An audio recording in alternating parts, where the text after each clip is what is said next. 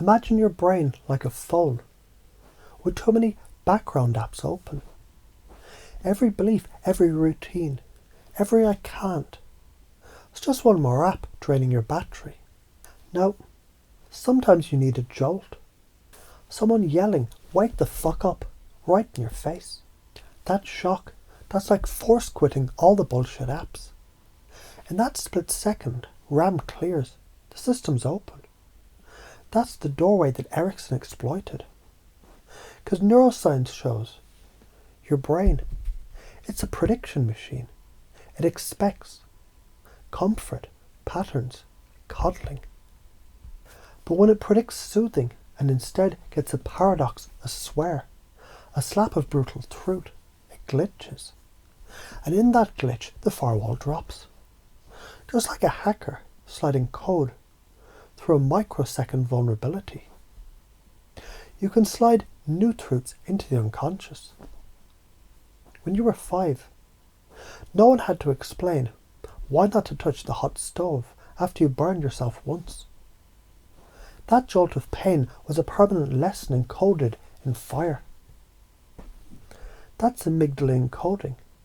Strong emotion and experience. It's long-term installation. You already know this. You've lived it.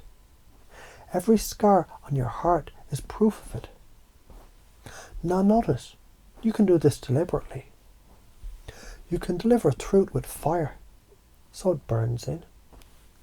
Or you can let people keep stroking the stove and whining. Which is more loving? The sharp sting once, or a lifetime of blisters? In Zen training, sometimes the master slaps the student mid-meditation. Why? To wake them from trying into being. That slap is the doorway. Same mechanism as your neurology. Confusion, openness, suggestion, integration. Erickson wasn't just telling stories, he was smacking minds awake without touching them. Coddling is anesthesia. Jolts are surgery. Which one actually heals the infection? People don't remember the comfort. They remember the surgeon's cut that saved their life.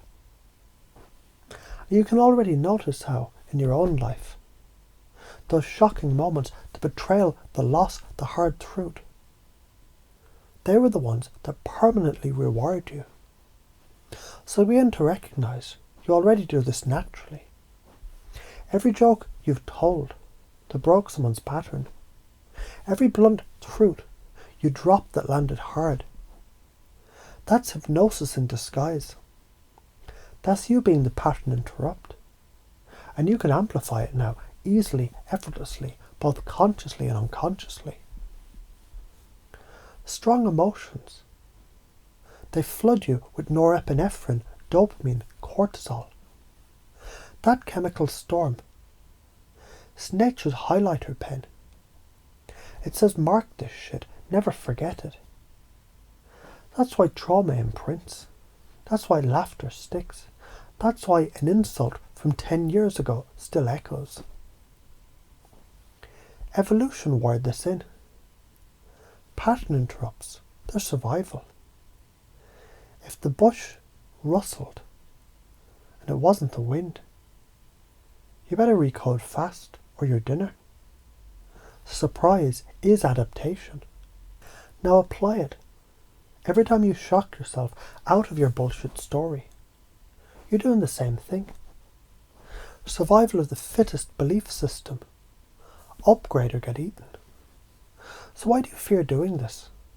Of course you fear shocking people. You're afraid they'll hate you. But notice, that fear is just your brain predicting loss of belonging. Same predictive coding, yet look closer. The people who jolted you awake, you respect them. Maybe you resented them in the moment. Maybe you said fuck you under your breath, but years later you realised they gave you a gift. So what if your fear of rejection is actually proof you're on the edge of delivering a gift? The common patterns that need breaking. People pleasers stuck on an endless yes loop. Victims repeating, why me? Addicts in pleasure-pain cycles. Seekers lost in someday delusions. Every loop is just a song stuck on repeat. The jolt is the needle scratch. Break the loop, open the groove, drop the new track. If you don't do this, you stay in Groundhog Day. Comfort, repetition, decay. The brain calcifies. You die before you're dead.